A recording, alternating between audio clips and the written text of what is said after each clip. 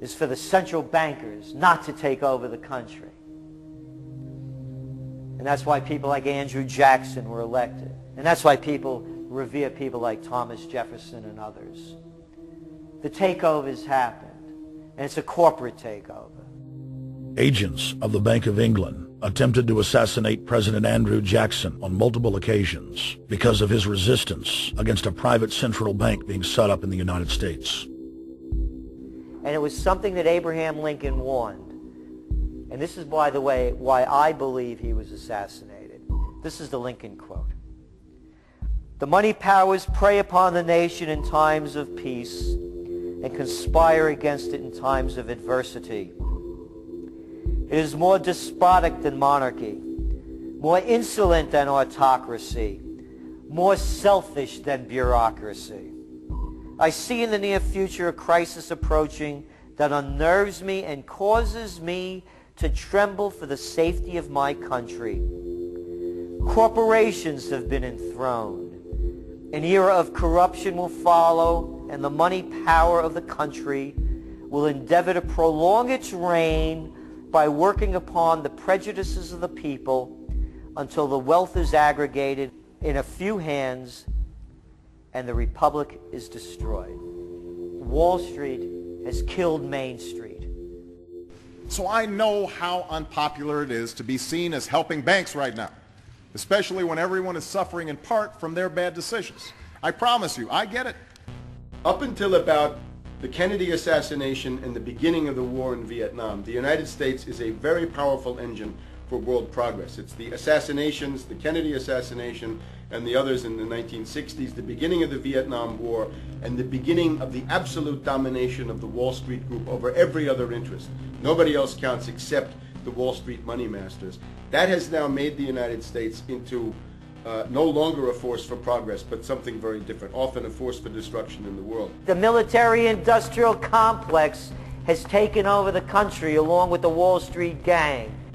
If you look also at the people that Obama has put on his appointments list, it's all Wall Street. It's government of Wall Street, by Wall Street, and for Wall Street. There's nobody from heavy industry.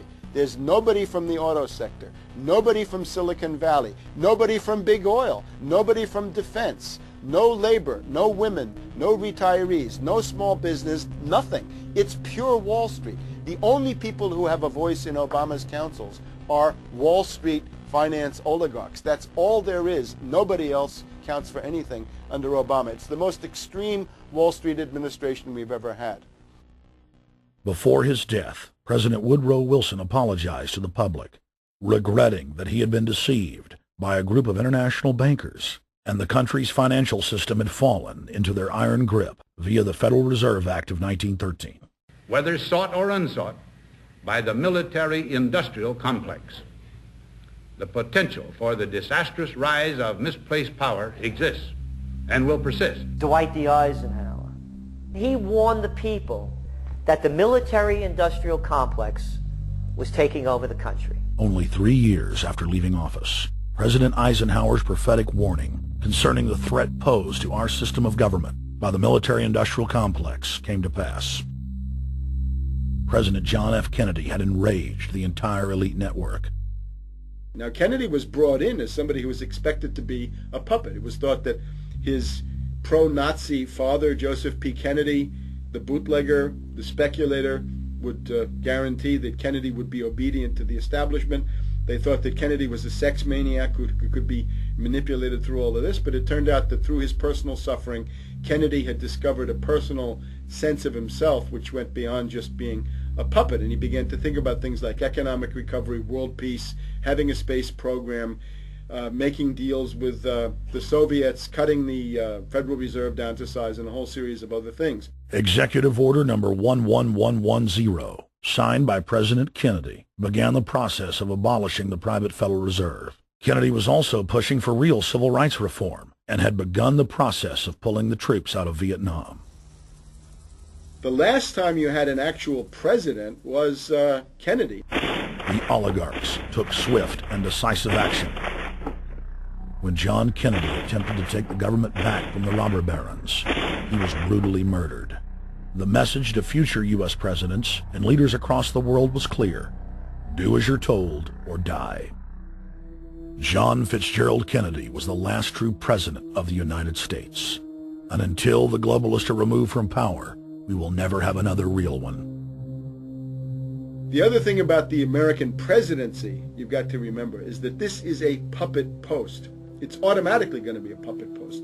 The idea that Obama is somebody who's going to come in and exercise real authority when he's obviously been chosen and given everything that he's got by these financiers. Presidents are now little more than corporate pitchmen who take all the political heat, while the controllers remain in the shadows, safe from public scrutiny. Hip-hop icon Krs-one is not just known for selling millions of albums. He has led a tireless crusade against youth violence and has been a strong voice for human rights. If they controlled it before, what makes you think they're not controlling it now? The country was on the verge of revolution. They threw a black man up. Now we like this. They give him the money, they give him the bundling, they give him vote fraud, they give him the media whores, they give him goons, they even have elected officials making threats to put people in jail if they criticize Obama in public. All of this is the mark of a puppet. And that means that he is a puppet, actually more of a puppet than anybody else, more of a puppet than Mrs. Clinton would have been, even more of a puppet than McCain. He's the maximum puppet that we've had certainly since Jimmy Carter. They put a black face on the New World Order, and now we all happy. KRS ain't buying it.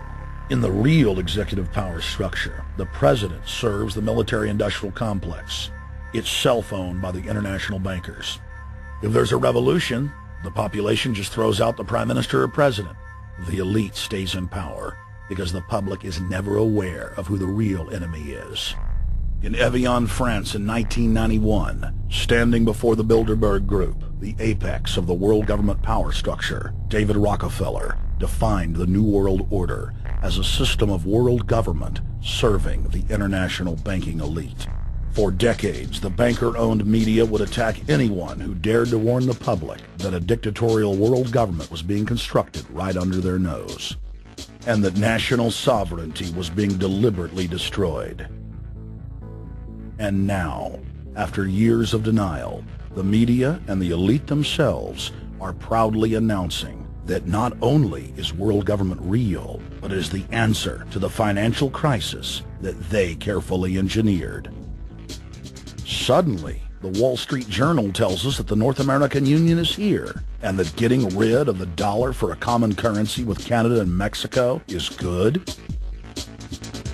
The Financial Times of London, published by a member of the Bilderberg Group, crowed that a dictatorial world government had been kept in the shadows for our own good, and that it was now time for it to emerge from behind the curtains of national security. White House Chief of Staff Rahm Emanuel stated on record that they can't let this crisis go to waste. You never want a serious crisis to go to waste.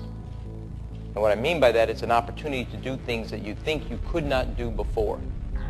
And Henry Kissinger, who gave Barack Obama his first job out of college, told national television that the economic collapse was a great opportunity to bring in the New World Order. He went on to say that Barack Obama was the perfect person to sell it to the world. But he can give a new impetus to American foreign policy, partly because the reception of him is so extraordinary around the world. I think his task will be to develop an overall strategy for America in this period when really a new world order can be created. It's a great opportunity. It isn't just a crisis. In June of 2006, our team traveled to Ottawa, Canada, to gather intelligence on the shadow government's agenda for the coming years. I think that's the Queen. Investigative journalist and best-selling author Daniel Estulin had been tracking the Bilderberg Group for more than 16 years. His moles inside Bilderberg informed him that the elite were planning to first run the price of gas up to $150 a barrel, unimaginable in 2006, He also reported that after suckering the middle class back into the stock market, the group was going to implode the subprime mortgage market